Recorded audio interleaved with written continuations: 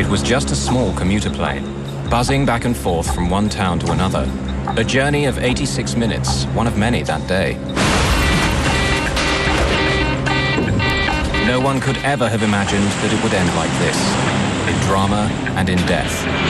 Yet in 1995, two pilots with 26 passengers aboard managed to defy the laws of gravity for 9 minutes and 20 seconds, when their aircraft in effect lost the use of a wing, struggling home like a wounded bird. Help me hold it!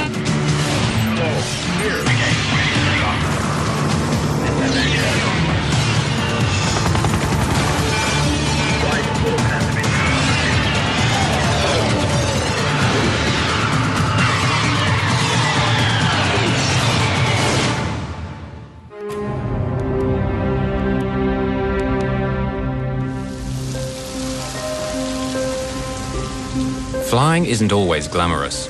Regional airlines are like the buses of the air, trundling back and forth from one small city to another. Crews operate several flights a day, working for up to 15 hours. They face interminable ground delays and often surly passengers. If a flight gets cancelled, they don't get paid, but they enjoy their work. Atlanta Airport in Georgia has become one of the busiest in the world. It's the home of a very successful regional airline, Atlantic Southeast. ASA serves every town and city of the southeastern United States with a fleet of 83 turboprops. In 1995, most of them were Brasilias built by the Brazilian firm Embraer.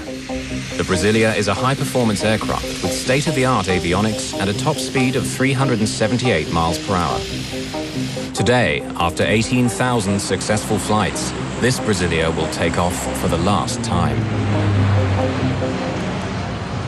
Takeoff check, below the line. Okay, your lights. Captain Ed Ganaway and First Officer Matt Warmerdam have just flown in from Macon, Georgia. External lights on.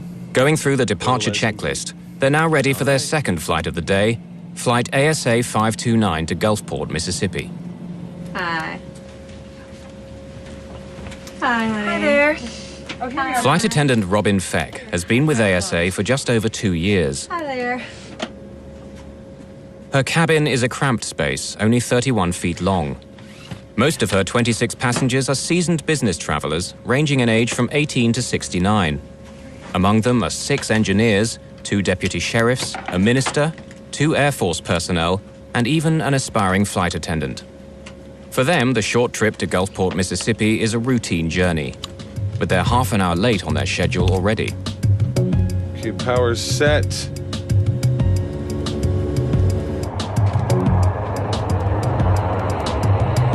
Auto feathers armed. Panels clear. Captain Ed Ganaway, who's been with ASA for 7 years, comes from a family of pilots. He's a skilled and accomplished captain. V1. VR. Pause rate. Gear up. AC 529, contact departure, fly heading 060 now. We'll see you. The two men have only been flying together for 4 months, but get along well. At 6'3" and 200 pounds, Matt Warmerdam is a tight fit in the Brasilia's cramped cockpit. I think all pilots would agree that the Brasilia was a constant love-hate relationship.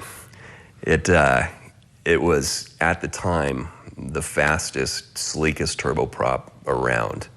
And it was also very tricky to master. The thing was built like a Sherman tank.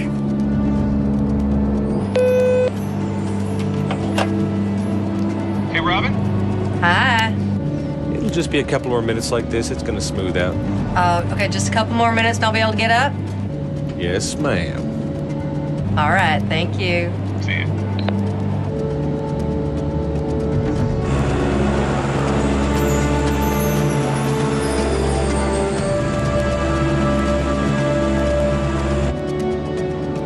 Good afternoon, ladies and gentlemen. Welcome aboard Atlantic Southeast Airlines Flight 529, service to Gulfport, Mississippi. Chuck Fisterer, a nervous flyer, works for a paper company and is on his way to visit a new mill. AC 529, climb and maintain flight level 200. 200 AC 529. 20. Brasilia, on autopilot, is climbing towards its cruising altitude of 24,000 feet. 24. 24. But the plane will never make it to this altitude. Autopilot, engine control, oil. The sound of that Autopilot, was engine tremendous. It was as if someone had taken a baseball bat and hit an aluminum garbage can as hard as they could. It was just a gigantic crashing sound. And the airplane immediately lurched to the left. Not knowing really what happened, I looked over and noticed everyone looking left out the window. What I saw was very alarming. The outer skin of the engine had been ripped off, or as I determined later, had peeled back because of some force. I could see the components of the engine itself, and I could see fluid leaving the engine and exiting the back of the wing. Autopilot, engine Warning lights and chimes go off, signaling trouble in the left engine. The autopilot trips off as a result, and Ganaway takes control of the plane. Autopilot, engine control, oil. The plane is falling 5,500 feet a minute, the equivalent of over 90 feet every second. Oil from the destroyed engine is seeping into the air conditioning pack, bringing smoke into the cabin. Autopilot, engine control, oil. Back off. Autopilot, We've got the left engine out. oil. Left power lever. Autopilot, Flight idle. oil. Unaware that the left engine is destroyed, the pilot tries to adjust its propeller to improve the plane's lift. Oil. Left condition lever. Autopilot. Left condition lever. Feather. Warmadam attempts to feather the propeller, which means changing the angle of the blades in order to minimize air resistance. Autopilot. The warning light indicates fire in the left engine. Left condition lever. Fuel shut off. No matter what Ganaway does, the plane is still pulling violently to the left. He struggles to counteract it by pushing hard to the right, using both rudder and control column. I need some help here. Autopilot, I need some help on this. oil. The force of the crippled wing pulling to the left is relentless. Without the efforts of the pilots to keep the plane stable, it would roll into a spin and spiral down into the ground, killing everyone on board. The engine has turned into a mass of misshapen, twisted metal, fatally weakening the wing's aerodynamic capabilities and dragging it down. The plane wants to keep turning left. The pilots must push hard right on the rudder to the limit to keep them flying straight. Engine control. Captain Ganaway is confused. Feathering the propeller has not reduced the drag. He's so preoccupied with handling the emergency, he hasn't looked over his shoulder at the damaged engine yet. Oil. You said it's feathered? Autopilot, engine Big feather. oil. The hell is wrong with this thing? I don't know. Oil. For now, the pilots are focused on the plane's vital statistics: heading, altitude, speed, and the power setting of its one good engine.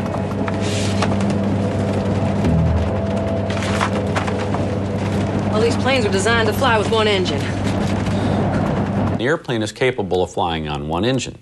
However, in the case of 529, not only do you have an engine that has malfunctioned and stopped running, but now it is broken from its normal mounted position and canted, which creates a very increased or dramatic aerodynamic effect on the airplane. Autopilot. The pilots have managed to slow the plane's catastrophic rate of descent, but not halt it. Oil. In fact, the airspeed has actually increased to 224 miles per hour. Help me hold Captain Ganaway is puzzled. He's flown a Brasilia on one engine before and landed it without difficulty. This plane has something very wrong. Atlanta Center. AC-529 declaring an emergency. We've had an engine failure. We're out of 14.2 at this time. AC-529, roger. Left turn direct Atlanta. Flight 529, now flying over Alabama, makes a left turn back towards Atlanta. But the airport is almost 58 miles away. Will they make it? The plane has begun to descend again, and at breakneck speed. Warmadam cancels the master caution warning, finally silencing the plane's alarms. Captain Ganaway experiments with his controls, trying everything. Suddenly, the nose of the Brasilia lifts up, and the plane's speed slows to 186 miles per hour. AC-529, say altitude descending to? Right of 11,600 at this time, AC-529.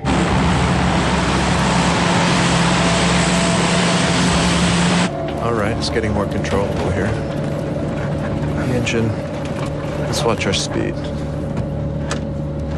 For the first time since the crisis began, the pilots can now turn their attention to the passengers. Trim completely here. I'm gonna tell Rob what's going on. Hi. Okay, we had an engine failure, Robin. We declared an emergency. We're diverting back to Atlanta. Go ahead and brief the passengers. This will be an emergency landing back in. All right, thank you. Feck hasn't told the pilots what she's seen of the destroyed engine. She assumes they already know. AC 529, can you level off or do you need to keep descending? The plane is descending again at about 3,000 feet a minute. Ganaway suddenly realizes they won't make it to Atlanta. We're gonna need to keep descending. We need an airport quick. Okay, we're gonna need to keep Descending. We need an airport quick. roll the trucks and everything out for us.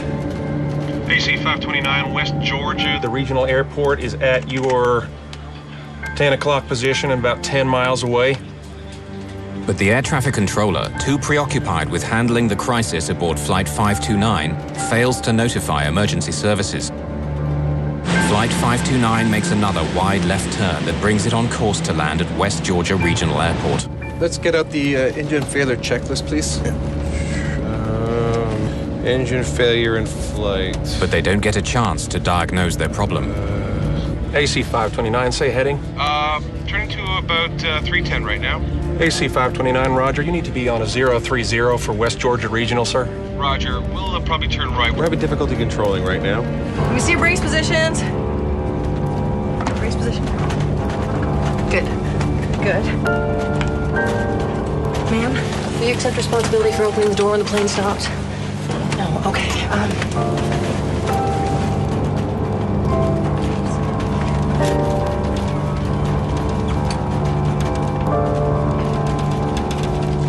APU, if available, start. You want me to start it? We gotta bring this thing down. Put that off. Bring the ice off. Caution. Caution. AC 529, say your altitude now, sir. Out of 7,000, AC 529. Trim, fail. Trim, fail. Oh, good start. AC 529, I missed that, I'm sorry. We're at a 6.9 right now. AC 529. Okay, it's up and running it. All right, go ahead. Caution. AC 529, West Georgia Regional is your closest airport. What kind of runway they got? Yeah, what kind of runways? West Georgia Regional got? West Georgia Regional is... It's 5,000 feet. And is asphalt, sir. Okay, now I want you to remove any pens or sharp objects from your pockets. I want you to take off your glasses and pour any drinks into the pocket of the seat in front of you. Most folks on that flight were business folks that flew real frequent. So, there was no screaming or panicking of any sort. Based on the fact that I was going to die, I dealt with it in the best way that I could, which was just to try to absorb it, accept it, and deal with it. Okay, Mom, practice. Take your seatbelt off and on, okay? That's it. Okay, if there's smoke and the door in front of us is blocked, you gotta get down on your hands and knees and crawl to the back, okay? So count the rows. We gotta get out of the 5th row.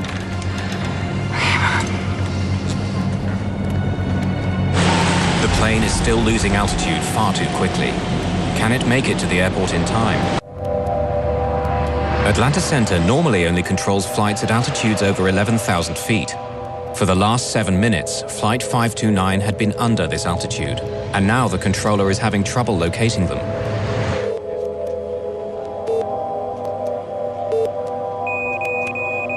AC 529, I've lost your transponder. Say altitude. We're at a 4.5 at this time. AC 529, I've got you now, and the airport's at your...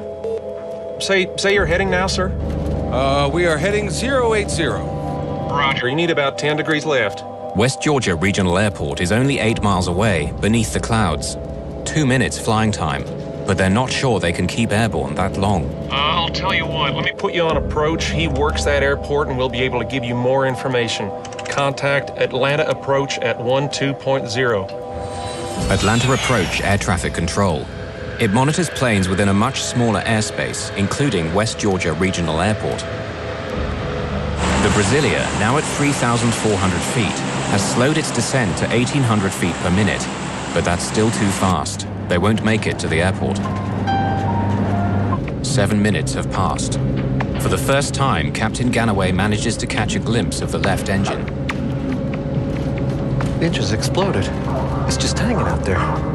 This was something his instruments hadn't told him. It's no simple engine failure. The engine is just dangling off the wing.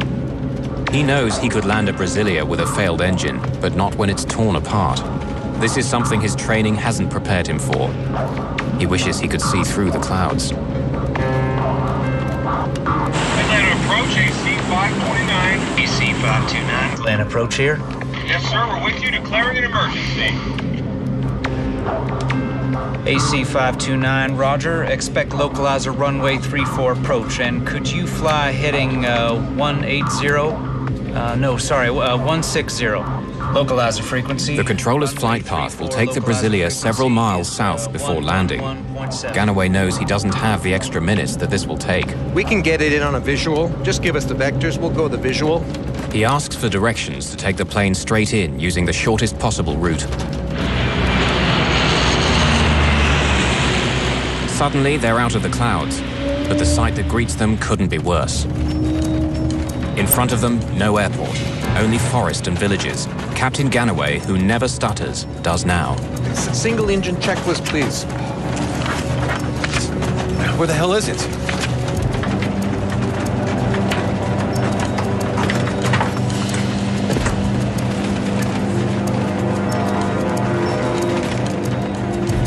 Robin Feck is puzzled. 6 minutes earlier, Warmerdam had told her the plane was turning back to Atlanta. But all she can see now is Georgia countryside. We're at 1900 at this time.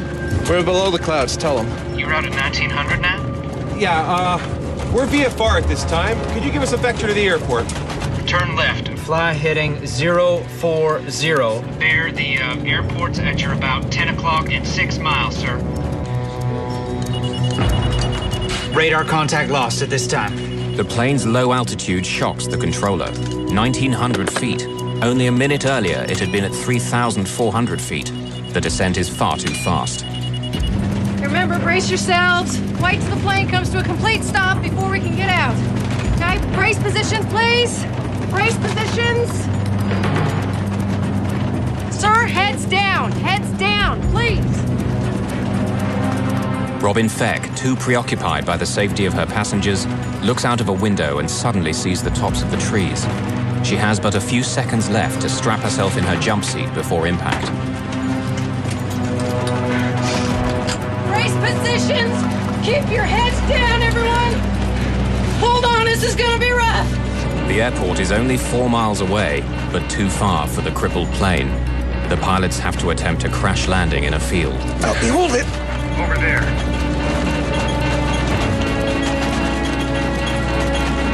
Help me hold it, help me hold it. Here, 500. Here, 500. The plane's altitude voice alarm sounds, warning the pilots that they're flying too close to the ground without their landing gear lowered. Fucking land the plane! The pilots will attempt to land on the plane's belly. 100. Here, 100. Help me hold it, help me hold it! Here, 100. Amy, I love you. These are the last words on the cockpit voice recorder. The plane is flying at 138 miles per hour and only seconds away from impact. 50. Here, 40. Here, 30. Here, 20. Here.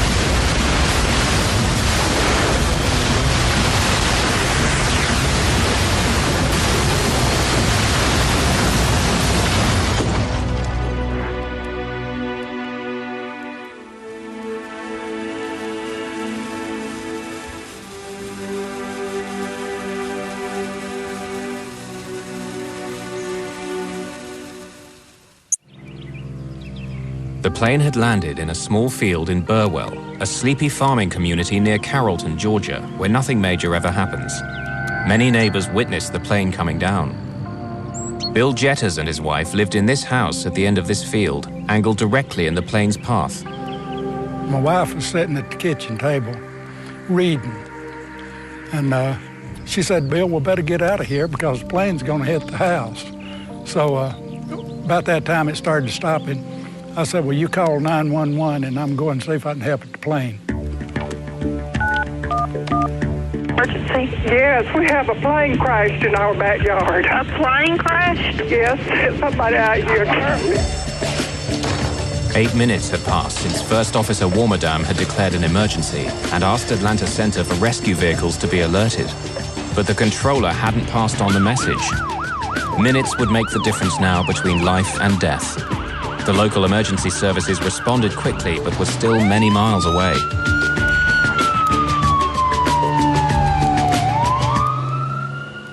For almost a minute after impact, there's an eerie silence. The plane fuselage is broken in two. Could anyone survive?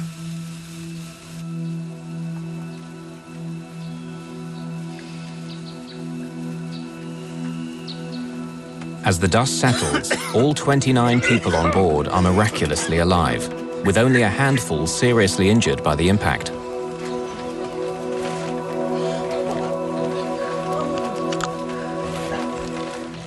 But a new disaster is gathering.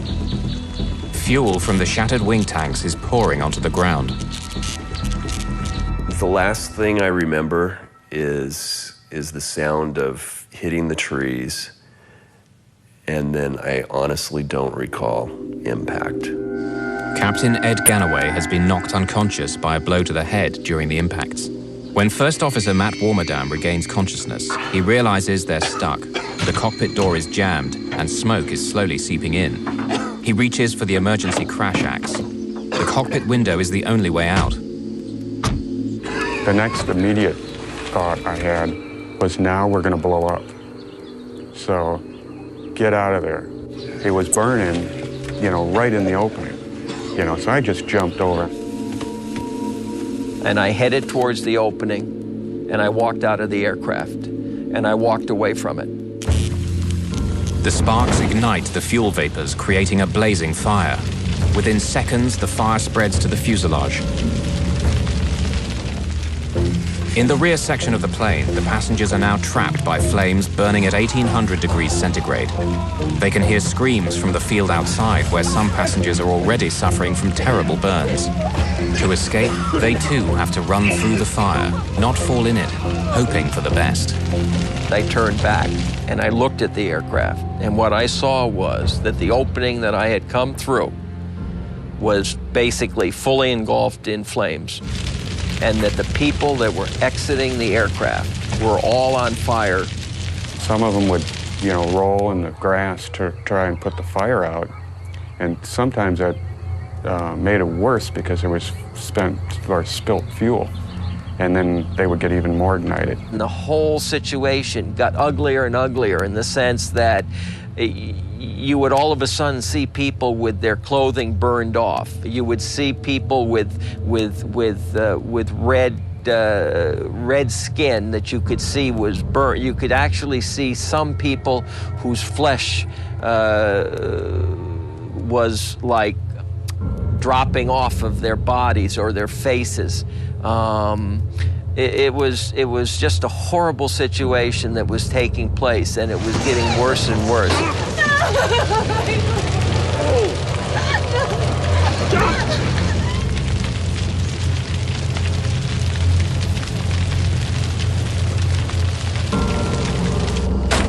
Matt Warmerdam, his right shoulder dislocated, is banging the axe against the window with his left hand. One gentleman I saw was crawling, completely engulfed in flames, and another one that was, most of his clothes was torn off. Now, whether they got torn off in the crash or he tore them off himself, I don't know. I helped him away from the airplane and brought him up towards my brother-in-law's house. And all he had on was his shorts, and his skin was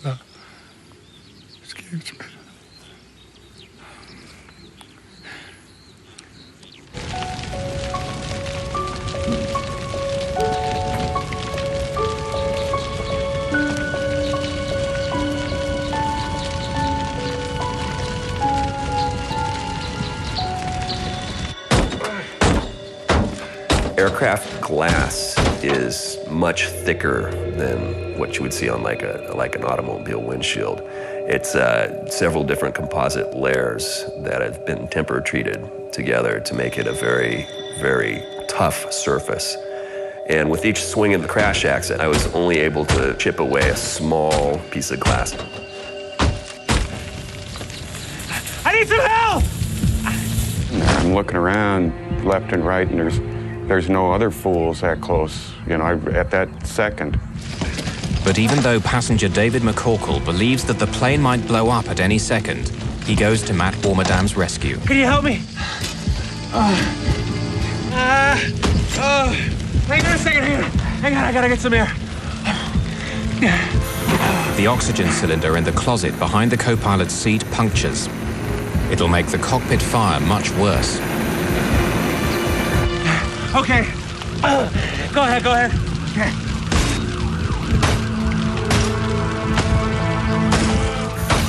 Stop a second. Let me see if I can squeeze out. Let's get you out of here. Stop pulling me. No, it's too small. Go ahead. By now, the rescue crews of the area have been notified. Firemen, police officers, paramedics, all are hurriedly on their way to the crash site. Will the fire trucks arrive in time to save Matt Warmerdam before the cockpit gets engulfed in flames? David McCorkle is exhausted trying to break the strong glass.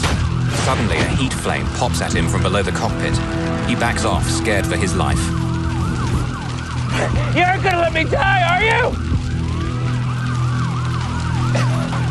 Now more determined than ever, he bangs even harder and faster. Then suddenly, the weakened axe head flies off. It's getting hot in here! Get me out! Guy Pope, a police officer, is the first rescue worker to reach the burning plane. I was about 3 miles from here when I received the call. And about halfway here, I could see the smoke, pretty heavy smoke. And I got out of the car and I ran up to the plane. And when I went around the nose of the plane, one of the passengers handed me a hatchet and said that the pilot was inside. And I took the hatchet and started trying to cut a bigger hole. I couldn't get around behind the cockpit because of fire. It was still burning pretty heavy, and there was an oxygen bottle there blowing the fire. And, it's just one of them things. You see a man burn, you don't forget it. This is live footage taken with a video from the windshield of a Georgia State Patrol police car as rescue workers are arriving at the site.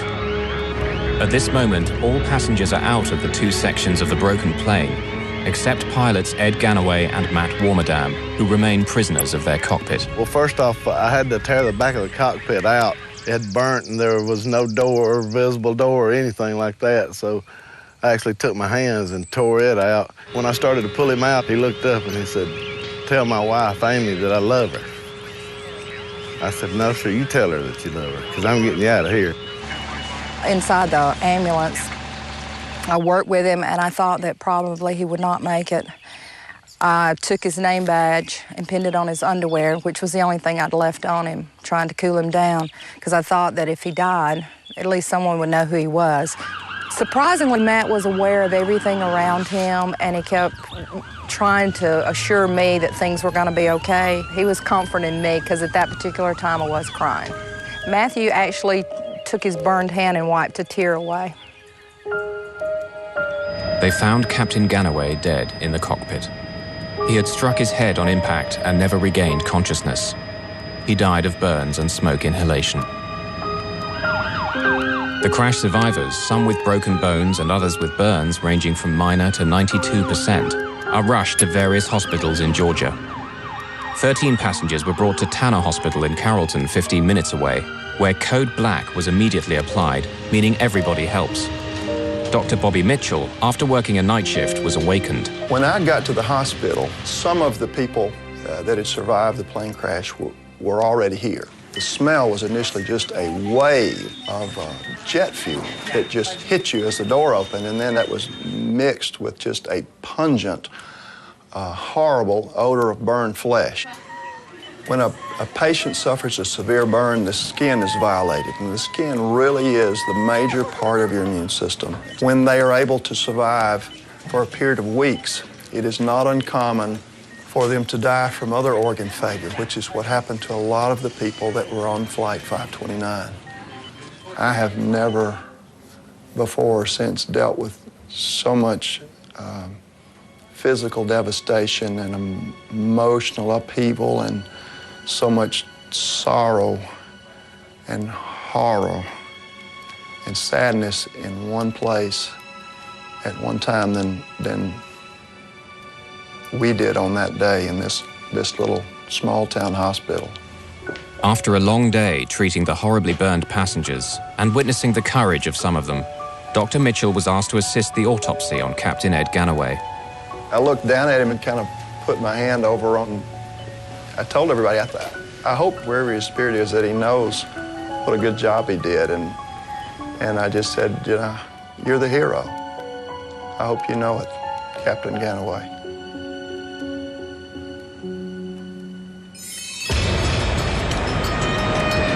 Regional airlines are a North American phenomenon. In the early 1960s, a small band of independent airlines first became known as air taxis, which in time became commuter airlines, then finally regional airlines. In 1978, the US deregulated the airlines, and as the small and mid-sized cities became the economic engine of the country, regional airlines prospered as never before. The National Transportation Safety Board in the United States is responsible for investigating air disasters. Its GO team is on duty 24 hours a day to fly to the scene of any major crash. The NTSB will have several subgroups working at the same time, each examining a particular part of the plane. Gordon Jim Hookey, an aerospace engineer, was in charge of the propeller maintenance group. We went out to the crash site, and in the usual fashion, you just kind of look around and get a feel for where all the pieces are. We came along the propeller assembly that was missing. Looking down through the dirt, we could see the telltale marks, the beach marks along the fracture surface that indicated it might have been a fatigue fracture. During the last 10 minutes of Flight 529, no one on board the plane suspected that the engine failure had been caused by a propeller blade fracture. Hookey had good reason to be concerned by the broken propeller blade. He'd seen it all before. 4 years earlier, another ASA Brasilia had nosedived and crashed in woods in Georgia, killing all 23 people aboard, including former US Senator John Tower of Texas and space shuttle astronaut Manly Sonny Carter. The NTSB's investigation of that incident had found the crash had been caused by a badly designed propeller control unit, and they blamed the manufacturer, Hamilton Standard. Then in March 1994, just 17 months before ASA 529, on 2 separate commercial flights, identical propeller blades broke from metal fatigue over Canada and over Brazil. In both cases, the aircraft involved managed to land safely. These accidents pointed to serious problems in Hamilton Standard propellers and became a major crisis for the company.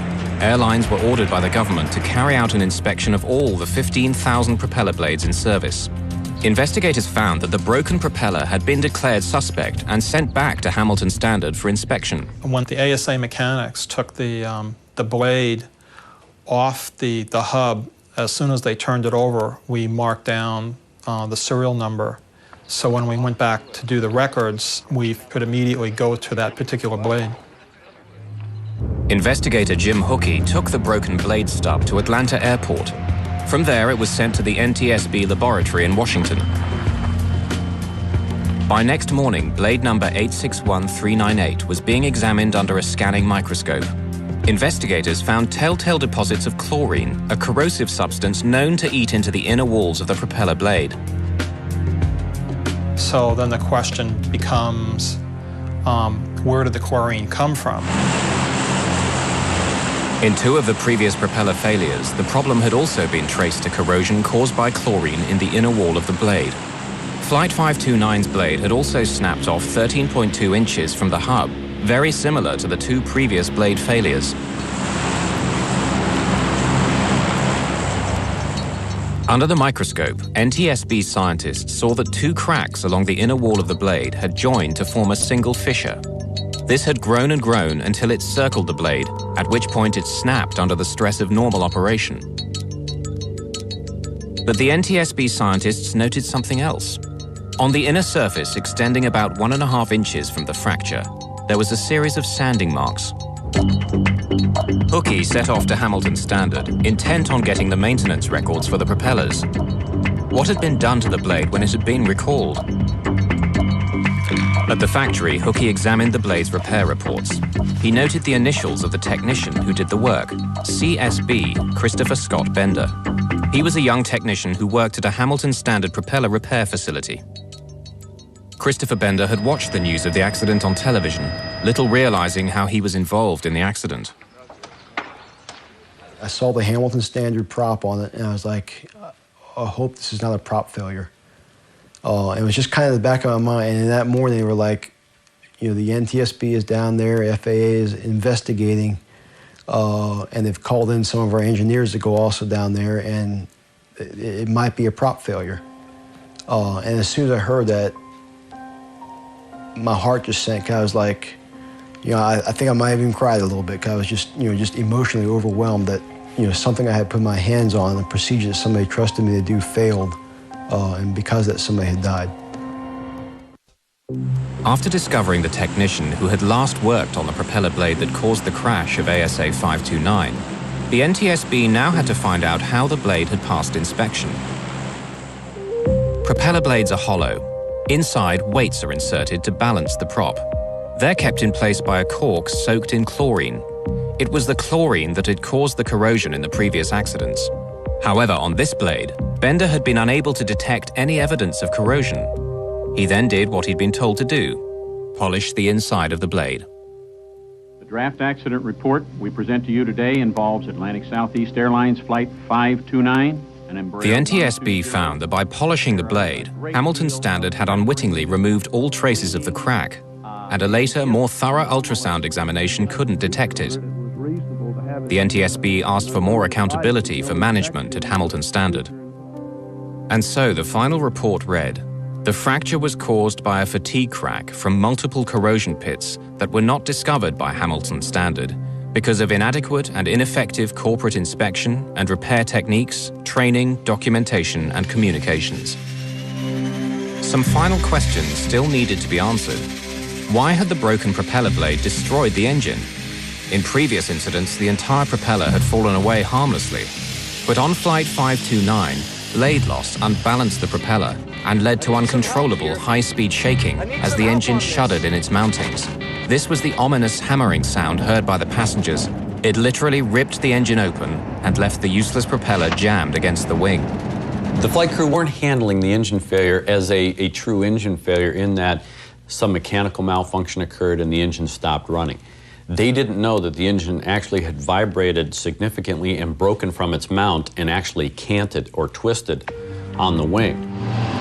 The NTSB found that the rescue services might have arrived more quickly if controllers had heeded Matt Warmerdam's request for help on the ground, given by radio 6.5 minutes before the crash. Another key NTSB recommendation was to replace the flimsy crash axe that had failed in Warmerdam's rescue with a sturdier model. Investigators praised the crew of Flight 529 for the way they dealt with the crisis, calling their reactions reasonable and appropriate. But the board could offer little advice on the one thing that had caused all these deaths: fire. The conundrum is, how do you make a fuel burn in an engine but not ignite when it's spilled? One way to reduce the severity of post-crash fires is by utilizing less flammable fuel. In 1984, the Federal Aviation Administration and NASA decided to test a new, safer fuel by staging an accident using a remote-controlled plane. Unfortunately, it was not a conspicuous success.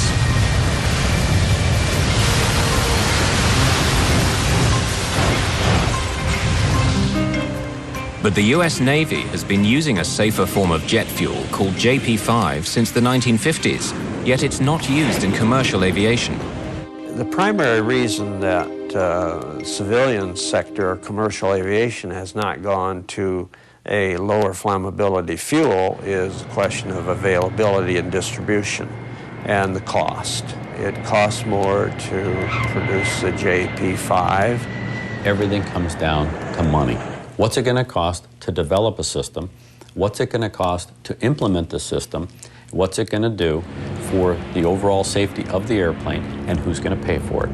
Personally, from a safety standpoint, I'll pay $2 extra in my ticket to know and to have that security. Until a solution is found, there will continue to be stories like ASA 529.